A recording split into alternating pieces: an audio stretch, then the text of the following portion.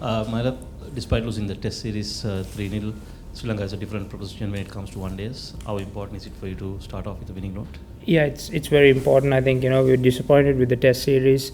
Happy in patches with how we've come back in Sydney. So if we can try and keep a bit of momentum going that way, and obviously we've had about 8 changes into our squad, new guys coming in. So that brings freshness to the entire squad. So hopefully we've had a chat how we want to go about this series. So the first game becomes very important. Playing at MCG, does that give you a sort of feeling that you are playing at home? We do get a huge support in Melbourne, and the last few occasions that we played here, that definitely helped us to get some momentum in the one-day series. So definitely looking forward to tomorrow. I'm sure we'll get a great support, and the guys will enjoy that. The top 3 for Australia are all going to be playing their first one-day international tomorrow. Do you think that's a good thing for you and something you can put some pressure on and exploit them? Tough to say that, in the sense that they're pretty much in pretty good form. That's probably why they got the call up. So we need to make sure we're not complacent, thinking okay, they're inexperienced, but we just need to make sure that we see areas where we can exploit and try and execute some game plans and see whether we can get an early advantage. But we just need to make sure that we start well, and whether it'll be with the ball or with the bat, and have a good game. Mahela, do you have a team picked at this stage? We haven't finalized, but the 2 quicks who were had the niggles, Kulasekara and Eranga, both are pretty fit, both bowled yesterday. So we'll let them go through their bowling routines today, and make a call after that. And just on the squad, the wider squad, Australia have said this is very much, they're looking to the next World Cup. Are Sri Lanka also sort of planning to that at this stage? And is this a squad that's been, got some players there who you want to look at ahead of the World Cup?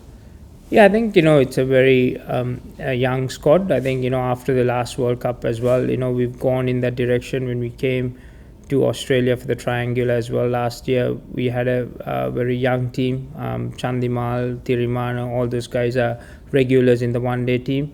So going forward, you need to look at that. It's in about another 2 years' time. So all those guys will be looked at, and obviously the couple of young spinners we've bought in. Ajanta's coming back after an injury layout. Akila Dhananjaya is here as well, so those guys will get the exposure that they require to bowl in these wickets. So yes, definitely looking at developing a side for the next 4-5 years. And just how important is the chance to play in Australian conditions ahead of you might not be back here to play before that?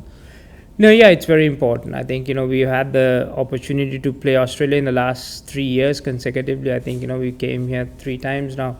So most of the guys have that opportunity. The guys who haven't had that opportunity, will be great for them, especially in different wickets, because every venue will provide us with a different surface, to be honest with you, and we need to adjust to those surfaces pretty quickly.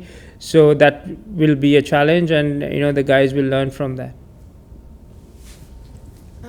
Ajanta Mendes has done really well against Australia in limited overs games in the past. Do you still think Australia's batsmen are a bit suspect against high class spin?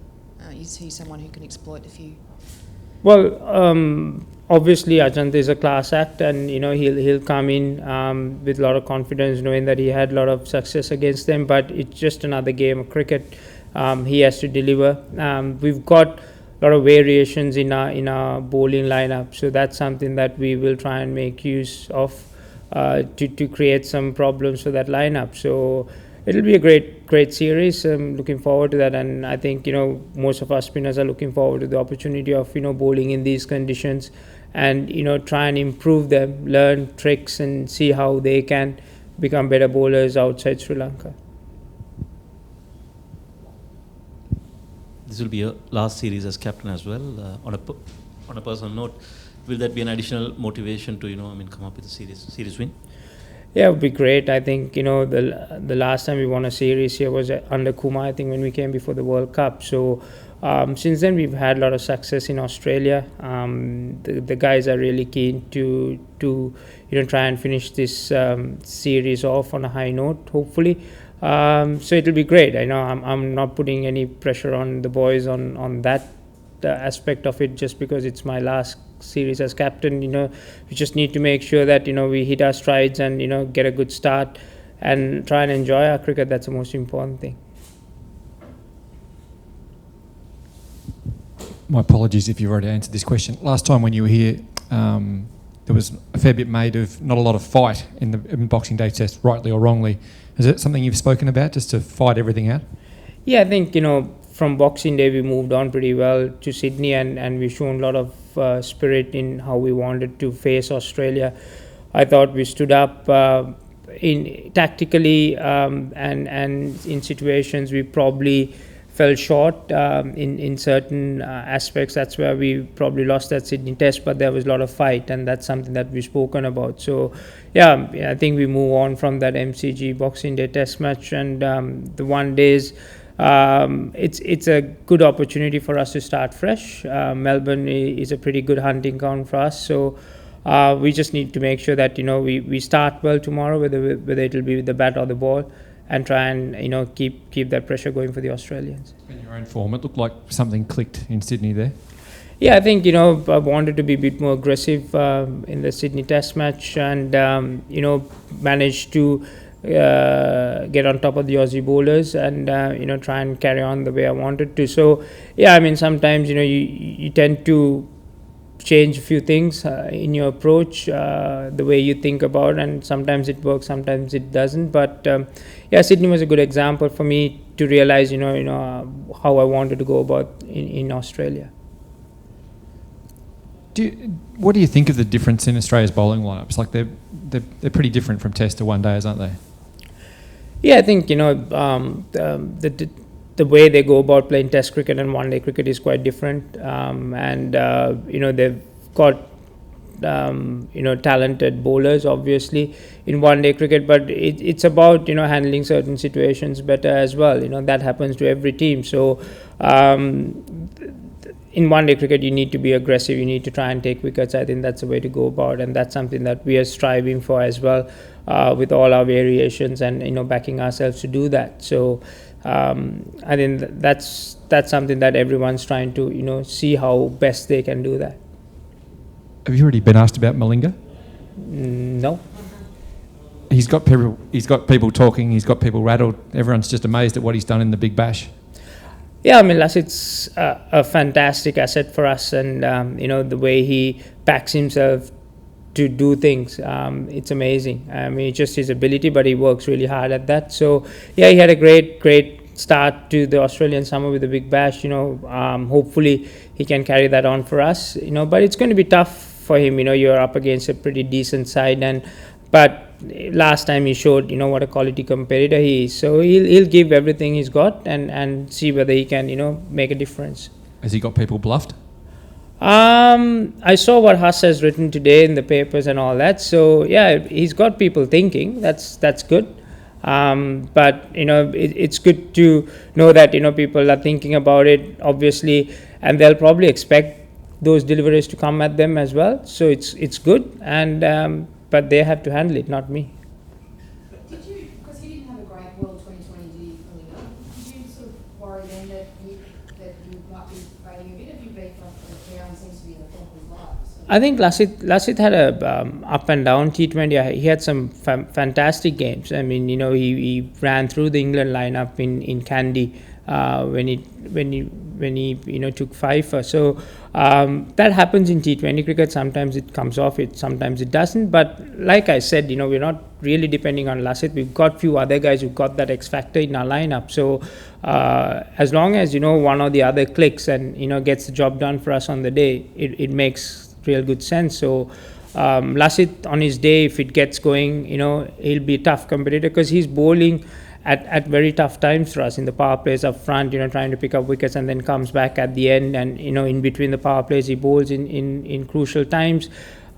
So he's got a lot of responsibility in this lineup, but he's delivered for us more often than not. So I'm not much concerned about how he's going about, and his attitude is pretty good. He's been healthy for us. He's been fit, playing a lot of cricket. So everything's been going pretty well. So Warnie's been using him as the problem solver. Is that how you use him? I've done that quite a few times as well. He always responds, trying picking up wickets, important times, because he's a strike bowler. That's how you want to use him as well, as a strike bowler. But I have other guys to fall back to as well. Some quality spinners and good one-day bowlers who's now matured to do that job for us. So we're trying to take more pressure off Lasith and let him enjoy his bowling and his cricket, because I think then he'll probably deliver more for us. And the other bowler who's got real variety is Dhananjaya, the spinner. Is he someone who you think can be a real sort of mystery weapon, or is this more of a learning tour for him? I think, we'll see how it goes. I think with Akila, we wanted him to come learn. If he gets an opportunity, we've got a lot of cricket, 7 matches. It's a lot of games. So hopefully, he get a bit of taste of Australia as well. We just want him to develop into a bowler that we want him to be, and this is a start of it, I guess. This is his first tour away from Sri Lanka, so be a good investment for us. Australia are going to have to get a few overs out of David Hussey and Glenn Maxwell. Are they bowlers you think you can go after? Yeah, I think especially with the new format, with the field restrictions and all that, that's something that we'll definitely look into. But it's not only that option, but yeah, that's something that you always try and capitalize. We played one tournament with the new regulations against New Zealand. There was just 3 one-days, so we've learned a little bit how you want to go about things. So it's about us try and implementing those things that we've learned in that tournament and see how we can improve, because all these new rules have come up just very shortly. So it's just we need to make sure that we fine tune and adapt ourselves for these rules so that we can develop for the next year.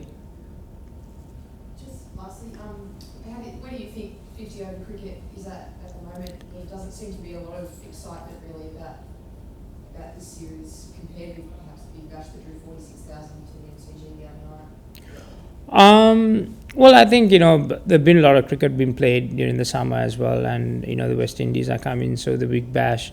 But I think there's certainly a lot of interest in world cricket for the 50 over game, because it's exciting with the new rules and all that. So the 2020, the World Cup, all that is finished. So now the next big thing for everyone to look at is probably the next World Cup as well. So everyone will start building a team for that, and each and every game will be very important for all the countries, and especially with the new rules, how you want to adapt and how you can get an advantage going forward. So yeah, players, it'll be still exciting, trying to push yourself, but I think the fans will, once you play a few good games, I think they'll get into it. I think it's all about how the series is going to start and how exciting it's going to be.